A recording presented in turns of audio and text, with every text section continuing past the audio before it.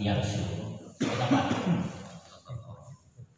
Surat apa dan ayat berapa? Kalau tidak bisa menjawab remeh. Surat Al-Baqarah ayat 184 itu sambungan tina saum gitu ya. Wa idza sa'alaka ibadi anni, apabila hamba-hambaku meminta bertanya kepadamu Muhammad, ya, bertanya kepadamu tentang aku fa inni qarib, maka sesungguhnya aku adalah dekat. Jadi Allah dekat. Ya. Fa inni qarib ujibu da'watad da'i dan ukabulkan orang-orang yang meminta, orang-orang yang berdoa, idza da'a, apabila memohon, berdoa, meminta.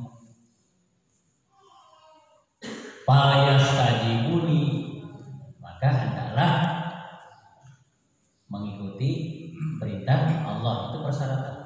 Wal yu'minu bi, dan berimanlah kepada. Jadi persyaratan untuk dikabulkan doa adalah satu, laksanakan perintah Allah. Yang kedua, beriman hanya kepada Allah. Nah itu. Jadi Allah tidak banyak meminta.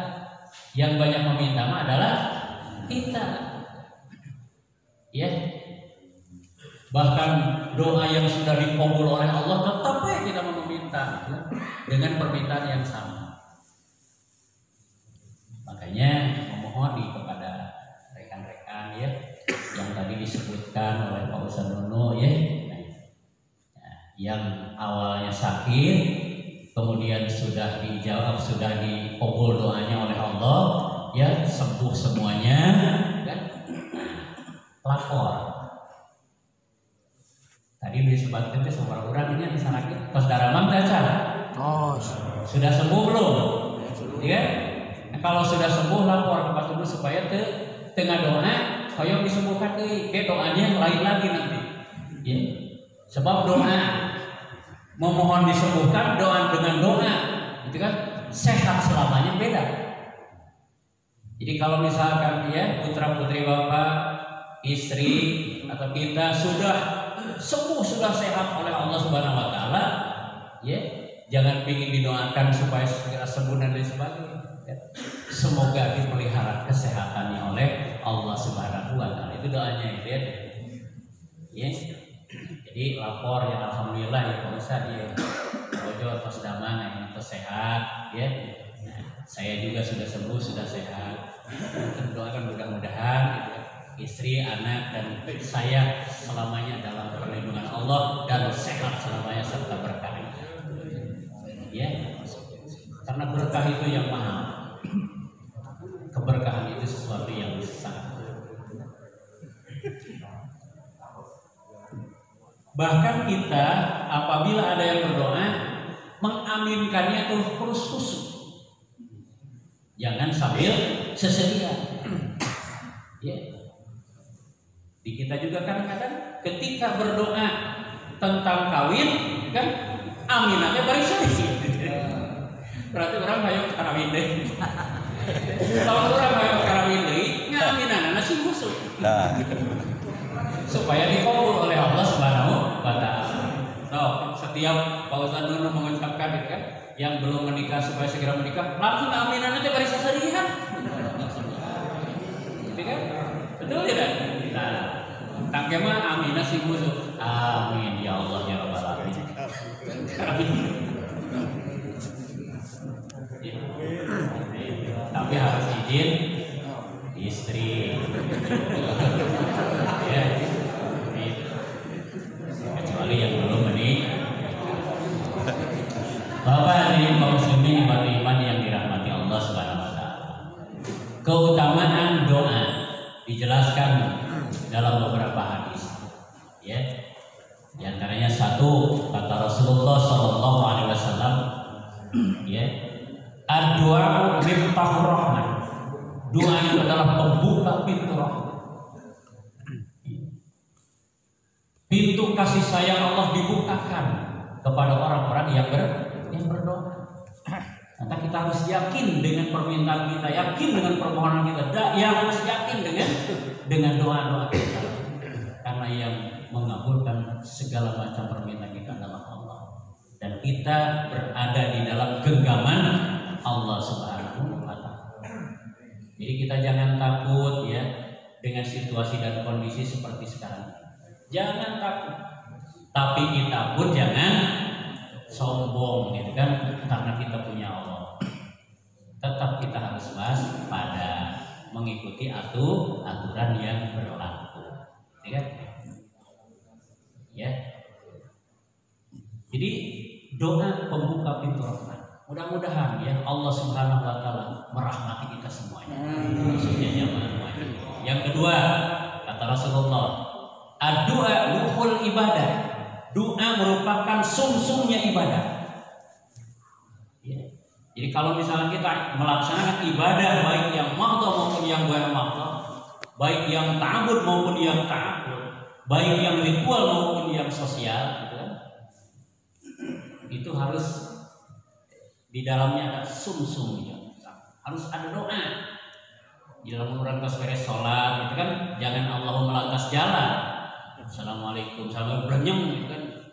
Dia ngadoa heula.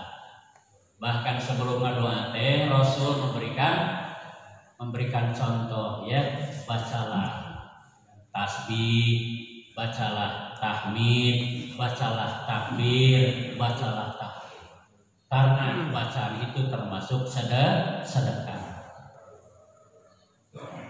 Karena yang termasuk sedekah itu satu dalam bentuk real ya, secara fisik, yang kedua dalam bentuk ucapan. Kata Rasulullah, kullu tasbihatin shadaqah. Tiap-tiap baca tasbih itu sedekah.